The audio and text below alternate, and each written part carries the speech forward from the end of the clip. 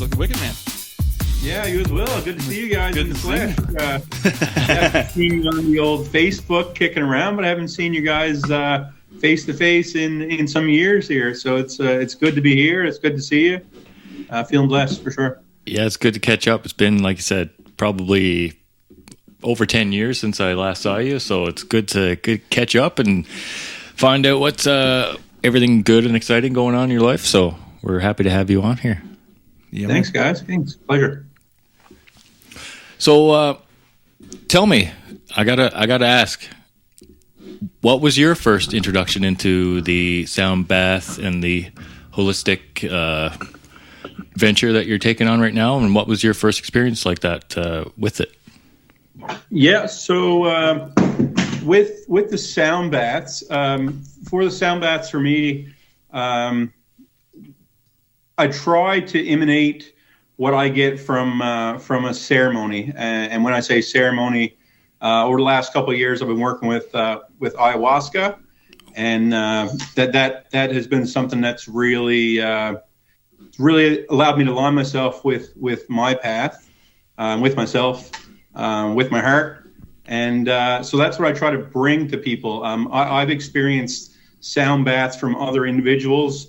I was working with a practitioner in Portugal, and that's kind of where I had my first sound bath, and that's who I've been working with over the last year to get my therapist license, my level 1.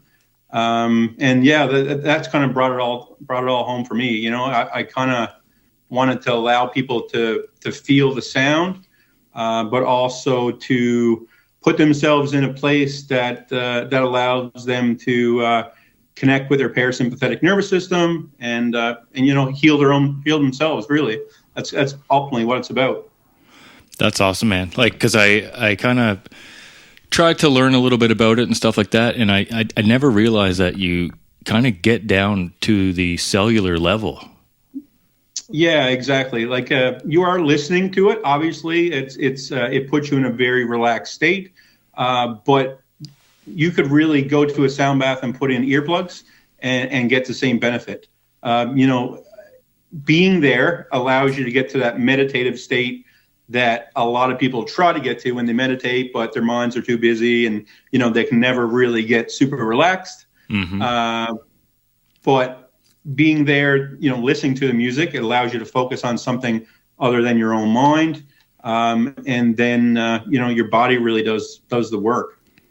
Yeah, that for me, that's something that's super interesting because I'm always in my own head and I'm always kind of tripping over my own thoughts and stuff like that. So I feel like this would be something that would be beneficial for me to kind of just align myself and my thoughts and my mind and body together to kind of just be kind of harmonious. And so, yeah, I'm super excited to learn more about it. And yeah, it's just... Yes, because like when I started seeing what you're up to there, kind of thing. Not that I'm a professional in any sort of way, but like I use a lot of like different frequency, not necessarily like, you know, consistent frequency, but like music tuned to different frequencies, mm-hmm. different bandwidths, that kind of thing. Like, and so, you know, I use it in different ways, like similar to what you're saying. Like some things are just strictly basically for focus. Some things are to kind of take the load off, kind of thing, or stop the train of thoughts coming down, right? It puts a little more in order and that kind of thing. So I find it very interesting. So when you first start, like, how long have you guys been up to this? Because it's you and your wife, eh? Yeah, the sound healing, really, I only started it formally in the last year, doing formal training. But it's really been resonating with me for the last 2 years since I, again, started my ayahuasca retreats and really connected with it there, because during a retreat, it's not just you're doing the medicine and you're in the dark. You're also being whisked away by the shaman who's singing Keoughs, which are basically Bolivian prayers to help you connect with yourself and connect with the music. And that in itself is the same form of what I'm trying to emanate when I do my sound baths. That's really interesting. So when it comes to, have you recently taken on the ayahuasca thing? That's something that I find is very interesting. Like, I hear a lot of people talk about, done my own little research. Obviously I haven't, gone to the retreat or anything like that, but I've done a lot of research. It's something I would really like to try, to be fair. So like for you on a personal level, like, is that something that you do that kind of keeps you on the straight and narrow for yourself, kind of thing? Yeah, well, I initially started or went to ayahuasca retreat 2 years ago. Just as I was in school, I felt that before I started becoming a healer, becoming a naturopath myself, it would kind of be unfair for me to go heal people with unhealed trauma myself, unhealed issues myself. We all know each other's backgrounds. I've had alcohol problems, drug problems in the past. And, that was really to do with traumas in our life that we bury and they manifest in other ways, drinking or getting obliviated to the point where, you're just drowning your sorrows. Right. So, for me, I felt I didn't really feel comfortable starting to heal unless I put myself through that. And to understand what it was that I needed to heal, but also just put myself out there. I felt like it was a bit of a spirit quest going down there. It was complete unknown. I looked on the internet a lot for different places that felt organic and authentic. There's places down there that you can pay $5,000, $6,000, $10,000 to go stay in a 4-star hotel, 5-star hotel. And they look after you, which is great. That's to each their own. But I wanted to be connected with the Amazon. I wanted to be raw, and I lucked out, or I just followed the path, and it took me there with a retreat center called Pisatawa, and they're in it for the right reasons. They're in it because they see the potential that ayahuasca has. They're not charging an arm and a leg. Very reasonable for 12 days, meals included and accommodations. You just got to get down there, and then they look after you, and you become family down there. Do they have usually a smaller group of people when they do that, or is it a big, how many people would be in that retreat at one time? Yeah, so the most I've seen down there has been 9 people, and they try to keep their groups below 12. Because they are working with one healer, one shaman, or coriando. They refer to him as someone who works with ayahuasca, and she's an absolute. I have no words for her. She's mystical. She's humble. She's everything you would want in someone who's going to guide you through the cosmos and through your spiritual journey. Yeah, I feel like the first time I've ever heard of ayahuasca, of course, would be Joe Rogan. I can't say otherwise, right? But I feel like he kind of has gives the perception that it's something else. So I don't know, people I think take it the wrong way, and I feel like to do the actual retreats and the ritual, it's about the healing process, right? It's not about for lack of a better word or phrase, tripping out or whatever, right? It's more, you know what I mean? So it's good that you're letting people know how it really is, and people could really benefit and heal from these retreats. Yeah, it's for me, if I went down there with the intent of looking for just a buzz or getting high, I feel like Mother Ayahuasca would kick your ass. You hear about a lot of these trips on Joe Rogan, and they're so outrageous because I feel like they're going down there with their ego still in tow, and they're looking for something that's not beneficial to them or anything else. They kind of get a little whooped, and that happened to me in the initial stage. My ego was in the forefront, and that's the first thing that she worked on, and she whooped me. Yeah. So it's a series of do you take that medicine over the course of the 12 days? Is that what you said? Yeah. So they do 12-day retreats and 10-day retreats, and you do medicine one day, you have a break the next day, you have an integration. You talk about your journey every day afterwards as a group.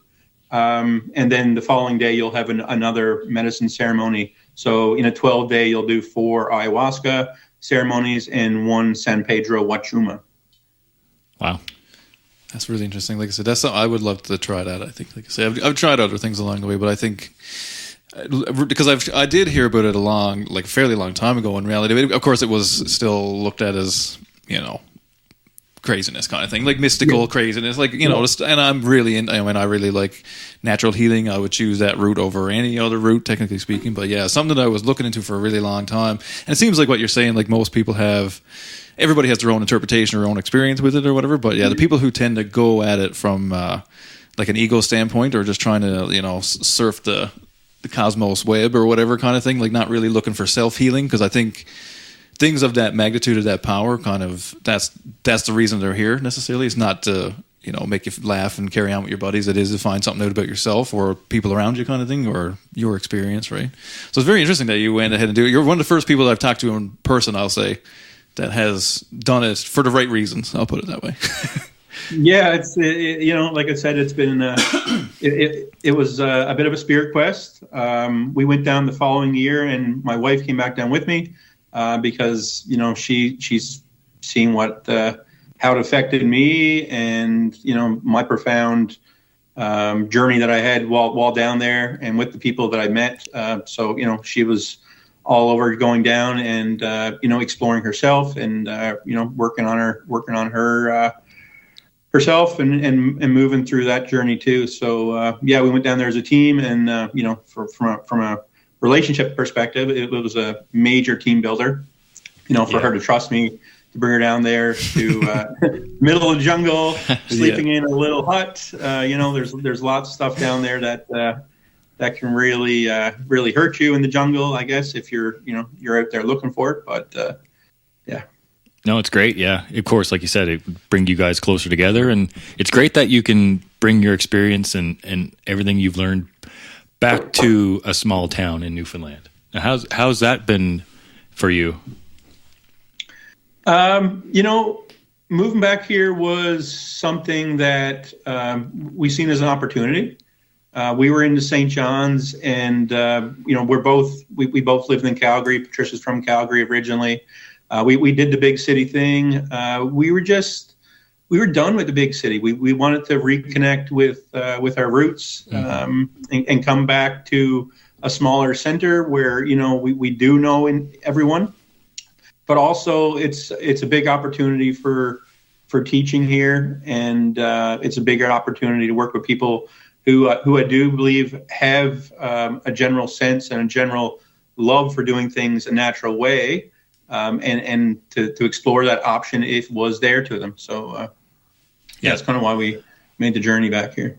And I feel like small towns especially are lacking in resources to benefit people's health. You know what I mean? Like you can't get certain things, being in a small town. Even like a massage therapist, which is, now these days kind of fairly standard issue. You know what I mean? There's generally speaking lots around or whatever, but even that, I haven't been home in a long time or whatever, but I imagine that's not common either, technically speaking. You know what I mean? So it's nice to see it, and like say something different that isn't necessarily, I don't want to say not mainstream because that's not the right word, but it isn't in the forefront of everybody's eyes. It isn't something that your people are familiar with. I think it's awesome that you're doing it, to be fair, and especially bringing it home.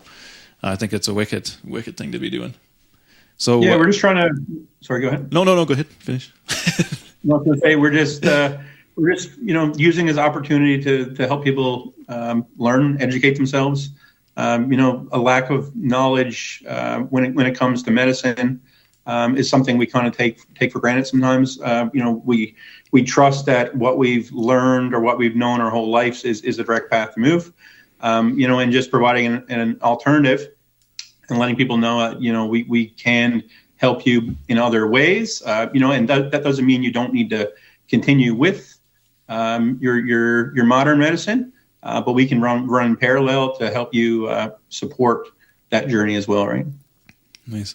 So give us a little rundown now. Like, so you're doing sound bath and all that, but give us a little rundown of like kind of what you guys are into, and just to kind of get the people at home to kind of get the gist of what it is you guys are up to. Yeah. So naturopathy is just to focus on natural medicine alternatives. Whether that's chemotherapy or through any sort of natural approach. But basically what we'll do is we'll have a consultation. Usually in the beginning, it's an hour and a half because we want to get a lot of detail from you, as much detail as possible, because, generally a symptom can be manifest from anything, from a lot of things. So we want to make sure we're looking at you from a holistic whole perspective before we make any decisions on your treatment plan. So then we'll look at what your main ailment is and what your main concern is.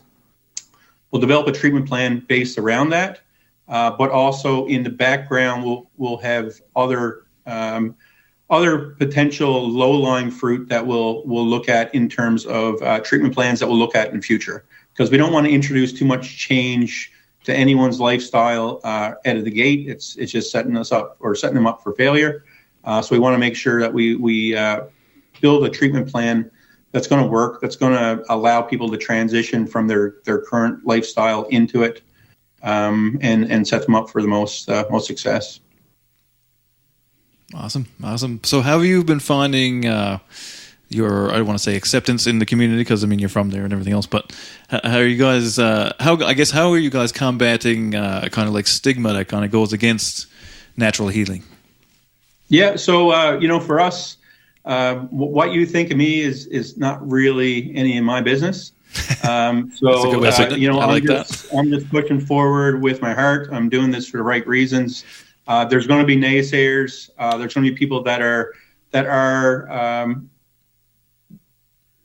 stuck, maybe not stuck in their ways, but maybe they have an opinion before they really understand it.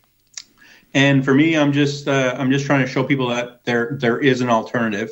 Whether or not they want to remove that root, that's fine with them. There is, unfortunately, in this trade, a lot of snake oil salesmen and a lot of elbow ticklers. We just want to make sure that we promote ourselves to be as authentic as possible. We're not here to hide anything. We're just here to help in any way we can, whether that's through sound healing, whether that's through medicine, whether that's just through a discussion or an ear just to listen, right? Nice. Yeah, that's definitely a great motto to live by, right? It doesn't matter what other people think. Ultimately, I mean, you're following your heart, and that's kind of inspiring for anyone listening to that, right? For sure, yeah. It's unfortunately, like, we live in a world where we get told from an early age what's good and what's bad, and sometimes we follow that, and that doesn't allow us to find our true path. It allows us to work with what's in the norm. But when it comes down to it, that's kind of what we try to get away from as a group. We try to find something that we love, that we resonate with, and some of us are lucky enough that we can work in that field. Other people just wish, and they kind of get stuck in the rut. But ultimately, if someone came to them and said, "Here's a bunch of money, you can quit your job and go do whatever you like," a majority of them would quit and move in their own path, right? So trying to do that while still working. I have a career as well. I couldn't just quit it all. So we are trying to balance that in parallel, but slowly transition into the full-time naturopathy, sound healing. We're also looking at opening a little bit of a retreat center. We have property near Bishop Falls and Sandy Point that we hope to transition into a bit of a retreat center out there. We have some things on the horizon, a bit of a 5-year plan that we're working towards. So we'll see how it goes. That's awesome, man. That's wicked, man. Yeah, super cool. Super cool. Yeah, that's. I was going to ask that if you're going to plan on maybe having a single location where you can kind of base yourself out of and really set your roots down. So it's good to hear for sure. Yeah, no. Yeah, we want to have brick and mortar, but to go rent something, it just doesn't seem. It doesn't align with what we're feeling, and it would have to be a building that really fit us and with the brand. We want to be organic. We want to be basically out in the woods where people feel safe. Sometimes when people are seeking treatments of any type, they kind of take it to the point where, especially in a small town, they don't want people to know X, Y, or Z about them, because generally it's already known about individuals in a small town. So that gives them a bit of privacy out there, to come out and visit us and spend some time with us and, just be free out there. I feel like that would definitely be beneficial for a lot of people, right? Like I said, there's not many options for that back home, and a lot of people do have trauma that they kind of have tucked down deep inside. They need to figure that out, and I think it's great what you're doing. Thanks. Yeah, no, and it's really cool to see, especially like I say, even coming back home. Like I think that's cool. I like seeing the boys with the come ups, man. Right? Like I like seeing people do their own thing. I like seeing doing what makes you happy is a big part of it as well, right? There's a reason we're doing this. We don't make 10 cents from this, but we're doing it. You know what I mean? Because it's kind of what we want to be doing, right? So we strive, but you got good advice. I like it. So when it comes to like the tools of your trade, like, so what kind of, like, I know I've watched a few videos. You got some different woodwind instruments and that kind of thing. Like, what kind of other stuff are you guys getting involved in there? Yeah, so in terms of music, I have a new hand pan that I've been working with, just trying to get that up to speed so I can introduce it into the sound baths. We have a 32-inch Pice symphonic gong. Which for me is one of the centerpieces of the sound bath. Really brings some big resonating power to the sound bath. Really gets those inner molecules moving. If you picture, I guess, a glass of water and introducing a lot of vibration, that moves pretty vibrantly. So your cells do the same thing, and doing that, it actually removes and allows the dormant energies and stuff within your body to move around. That way your body can expel it same way it would during massage. So yeah, that one's a big one for me. And there's my flutes. My flutes are they're a passion. They're something that I picked up from my ayahuasca ceremonies. There was a woman in the last ones we were down with, and she busted out a flute in the last ceremony of us being down there. No one knew she played, and she was something else, and it just melted me. And when I came back, I said, I have to learn that. And it honestly picked it up pretty quickly. It's pretty intuitive. You're just getting to know the instrument itself in the beginning. But it's something that really I really love and love to share with people. Yeah, it's cool. We were checking out the videos the other day, watching you showing them off or whatever. It's really cool. Like, I play music, and we both play music and whatever. Like because I guess that's where it all kind of comes from, like the understanding of the frequency bandwidth and all these kinds of things. With that, when I see you playing these flutes, I'm like, oh yeah, man. Yeah, like they sound good in the recording. You know what I mean? Like it's like this is awesome. Yeah. So yeah, kudos on that too. Especially picking up an instrument later in life is not always the easiest thing to do. And then when you pick it up for the healing portion of it as well, adds another level almost to it, right?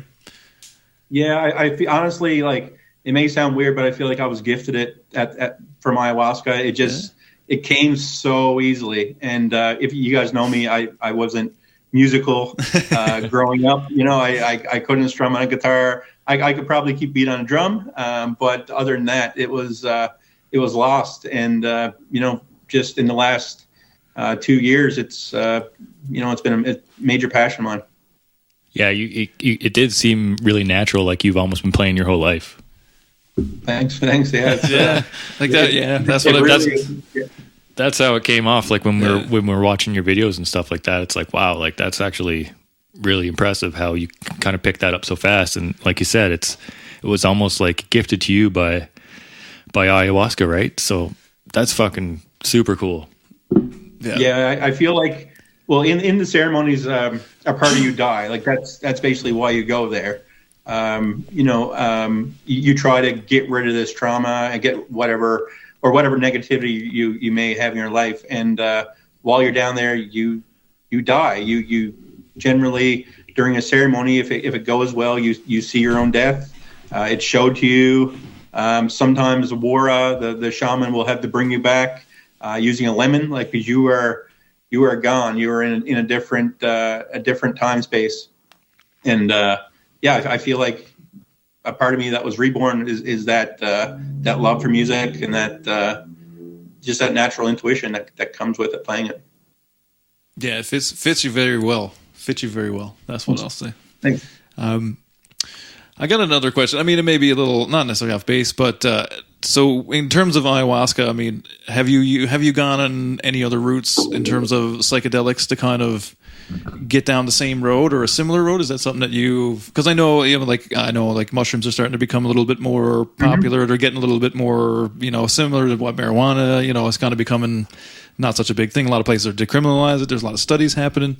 So is that something that was on your radar at all? Yeah, so for me, I did. I've done a lot of mushrooms in my life. I'm not going to hide that, but I did start. I did start microdosing during COVID. Yeah, just because there was a strain there, and I felt I needed something. I needed some sort of change. That did help a little bit, but it doesn't give you the inner dialogue that you get with the connection with ayahuasca. Ayahuasca allows you to dive deep and allows you to dive deep for a long time. You're in a ceremony for anywhere up to 6 hours, right? So you get a lot of time to process the information. I did when I came back from my first ceremony. A few months after, I felt like I wanted to try to reconnect with ayahuasca because you feel so clean when you're down there. You're on a shamanic diet, so you're eating no salt, no spice, no acidity. You're basically eating rice, lentils, quinoa, fresh fruit sometimes, and fish on a day after ayahuasca. So you're feeling monumental, like you're feeling the sharpest you've ever been.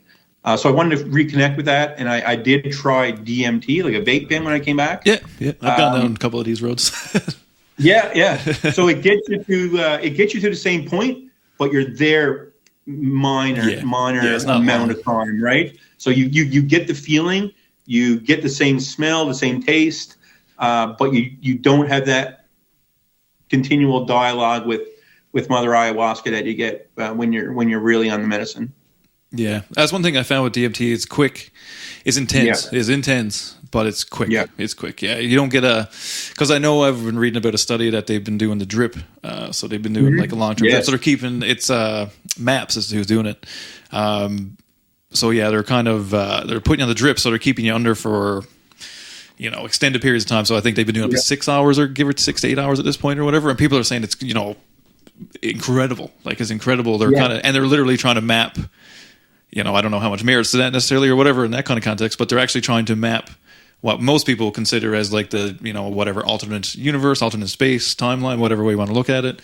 Because it seems like most people end up in the same place, that's the stuff that I find really interesting is like, how is, I'm kind of a believer that we're all kind of connected and all that kind of stuff or whatever, but in that context, like we're all going to the same spot in a way, you know what I mean? Like that's the story kind of thing that everybody brings back.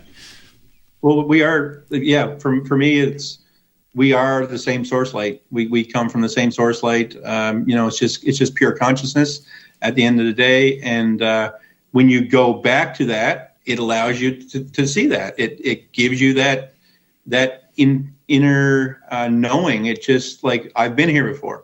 I know why I'm here. And that's kind of the ultimate outcome of ayahuasca is that will help point you on your true life path and why you're here.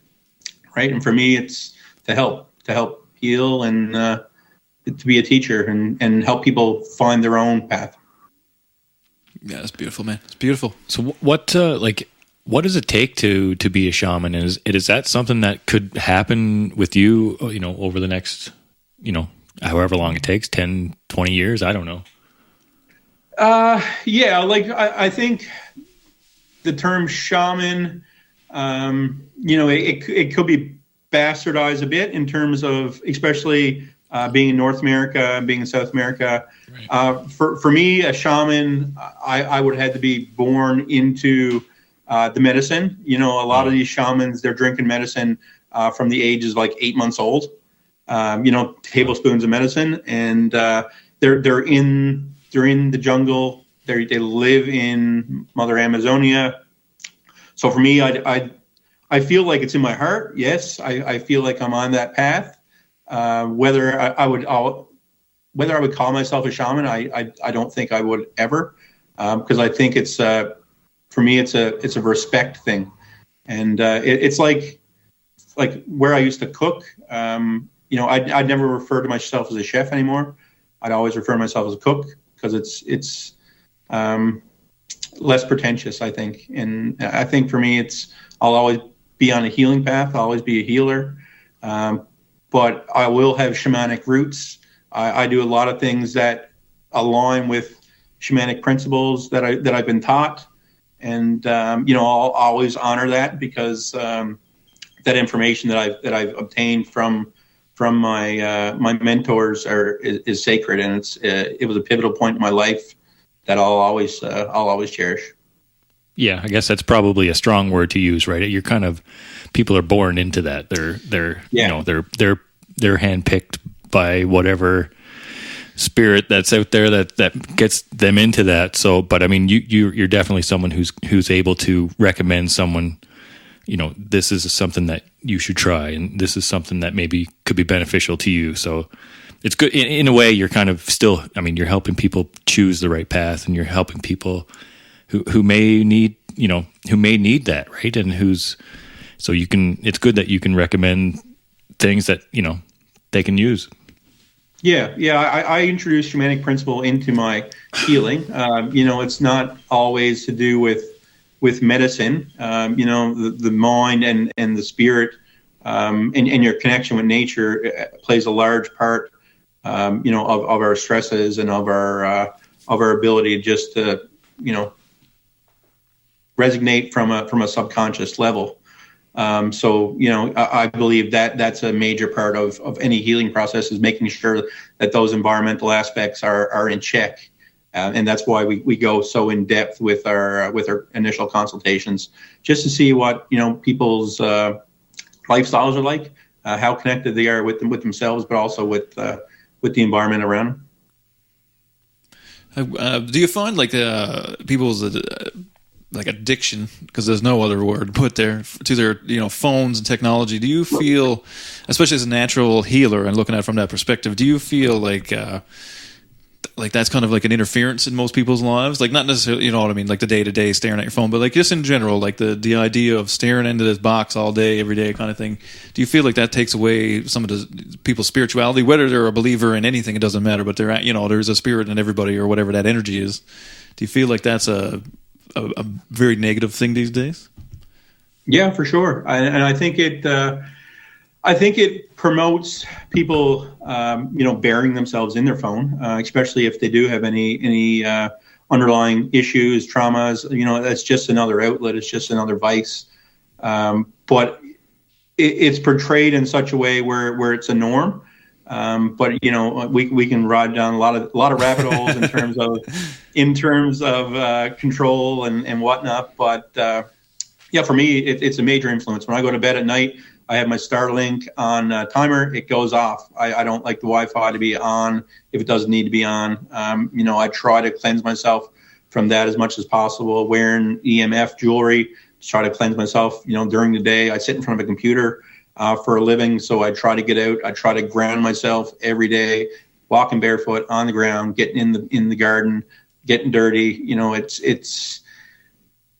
It's a holistic approach that I think we take for granted because it's so easy, so people often overlook it, and you think, it's that's not really doing anything. It can't be doing anything. It's too easy for us. But that's sometimes all it takes is getting out there and grounding. Like it's real.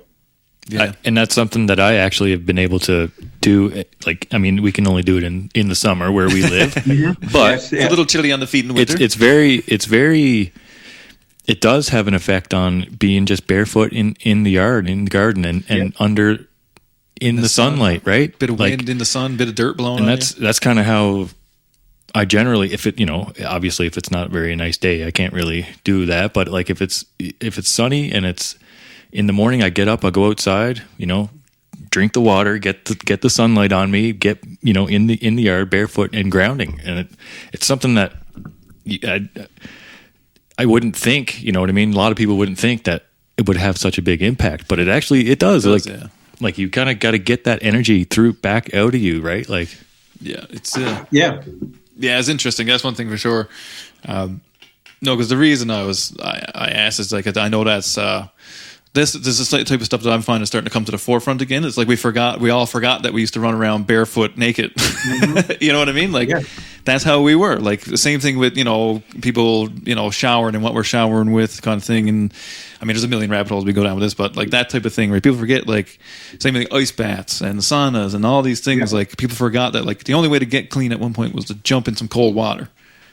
Exactly. That was it. Like it was that water or no water kind of a thing, right? Whatever temperature it was, you just either got in or you didn't, kind of thing. And I think there's all these tidbits that have been lost and have been transitioned into like technological problems. Like we'll just take a pill, just take this thing, put this device on, whatever the thing is. Where that's not really the fix, right? Or that's not even close to the answer. It's as simple as what you're saying. Take your socks off, go out in the yard, and sit around, get some sun on you. Like simple things, because that's what we've done for years. Yeah, and there's options too if you can't do that. If you're living in the city, there's those grounding bed sheets. Yes, we got a pair of those or a set of those a few months ago. Those are great. I have a grounding mat under my computer that I have my feet on every day, so that's plugged into the ground wire of the plug-in, so that there's grounds naturally through your home, which is grounded into the ground. So those are great options if you can't, if you can't get out during the day, if you're just limited to the weekends, try to promote that as much as possible. There's always an option. See, that's the thing. There's always an option. No excuses out there, everybody. No excuses. Nowadays, there's always an option. Yeah. Yeah, I mean, with the advent of printing anything, basically, I mean, you can get anything you need at this point. No, that's awesome. Like I say, I find what you're doing very interesting. Like, I mean, we could go off on some weird tangents kind of thing about it all, but I don't want to get that crazy. But so how have you been finding living back home now? I mean, it's, business aside, kind of thing, or whatever. Like, how for yourself, for your family, kind of thing. How have you found kind of coming back to the quieter place? Yeah, so for me, coming back here was, obviously family was a huge part of that. Moved away when I was 18, so being around here now with my brother living here and him having a daughter and my family still being well and alive, you got to take advantage of that while you can. I find it really good being here because I like to disconnect. Being around here, I can be on my bike and I'm in the woods within 5 minutes. I do a lot of foraging in the fall and in the summer for wild edibles and mushrooms. So I'm always in the woods there. It's just, I'm on the river. There's a lot to do here if you're involved in the outside and if you don't mind doing it yourself, because there's not always, a buddy there to do something with you, because it is a small town. It's a few like-minded individuals around, but not everyone aligns, which is fine. So you got to be comfortable just getting out there doing your own thing. And I got a couple dogs, so they're always by my side. I always got a couple of companions there. It's never a dull moment around for sure. And it's getting back to your roots, right? So you're getting back to where you grew up, but it's also you've had so much healing since you were 18, right? So you've grown so much, and now you can apply to all those things, and you're making that town a better place, right? Yeah, thanks. And I felt like when I left here, I wanted to leave and never come back. Like that was my intention when we left, right? Because we're all stuck in the town until the ages of 18, 20, or whenever we decided to leave. We just didn't see the potential. We took for granted what was here, or I did anyway. I can't say we, but I did. And coming back was, I think, was a part of my healing journey, because there was aspects of the town itself that may have influenced some of my trauma. And being back here and seeing the potential of it, and bring the love back here is a part of the journey. No, it's cool. Seems like you have a different perspective on what it was, you know what I mean? And everybody, I mean, you grow whatever way you grow as you get older, regardless, right? And that's one thing I found when I came back after being away for a while. And I mean, I haven't moved back home kind of thing, but I've come back home for like a, long period of time, a couple times or whatever. And, totally, I would say the same, to be honest. You could say because I feel the same. I totally took it for granted what it is, absolutely. Right? For sure. Like we grew up, I mean, we everybody had their own issues, everybody had their own problems, whatever else. But we did grow up in almost like a magical place to a certain degree. We were kind of, I don't know. There's a lot of unrecognized things until you get a little older. You can look back on it, I guess. You don't know. It's like everything. You don't know what you got till it's gone, kind of thing, right? But we did grow up in a very interesting place, especially for a small town. There was a lot of individuals, right? Like that's one thing I will say. There was a lot of individuals when we were growing up, and a lot of people strive to be in the group but also be different. And just went now looking back now that I've got kids and I can see what they do in high school. And I mean, I just had a kid graduate high school. Now I got one going into grade 1. A lot of different memories come up from all these different things now, right? So now, but they're always good memories, right? So that's kind of how now that I'm further out from it, I can look back and say, well, that, yes, there was bad things, there's bad things to everything, but for the most part, that was pretty awesome. Like it was really, like especially seeing what kids have to go through now, especially in bigger cities, and what they have to deal with on a daily, not including their home life, but their school life or outside personal life. Things are a little bit different, right? It's in bigger centers, even at home, it's different now, right? So I think we all kind of did take it for granted a little bit. I agree with you on that. Yeah. Yeah, it is a different world now. The cell phone age changes a lot of things. If we had cell phones like that back when we were kids, we'd still be in jail probably. Yeah, man, I wouldn't be talking to you here. We'd be talking to you somewhere else. Oh, yeah. Totally different program. Yeah, for sure. Like a totally different program, right? And that's a big thing. Like I say, and that's why I'm interested in what you do. I'm interested on a personal level anyway, because like I say, that's something I don't know. I just feel like we've kind of, I don't want to say go down the wrong road, because if it wasn't for modern medicine, we all wouldn't be here to a certain degree. But there's merit to what you're doing for sure, right? And I do microdose, I do cold plunges, I do a lot of this stuff. I do meditation, I do sound baths myself, all these kind of things. And I do see the benefit, especially in the last few years, because now that I'm almost 40, like most people, this is when all the weird shit starts to come up. Yes, right? Yes. So you kind of go through these things where you're recycling, especially having kids, it kind of brings up things you kind of forgot. It goes all ways, right? So I found for the last few years, and that's been a big help in my life personally, is the stuff you do, and then be able to bring that to people I know at home that could use this help, right? And I know would be interested in it. I think it's awesome what you're doing. Thanks. Thank you. No, I really do. Yeah, it's cool. Absolutely. Cool. Yeah. Well, have you got anything to plug? Because I know you do some baths off and on during different months and whatever else and stuff like that. You got anything you want to plug coming up here? Yes, we have a sound bath coming up on July 12th at the Art of Movement Institute in Grand Falls. So that's coming up really quickly here. Still have a few tickets left. If anyone's interested, love to have you out. Love to hold space with you. It's a safe place. No judgment. We're all there to work through our differences, whatever we may be carrying. We all have a different path, but we all have things that we're working on.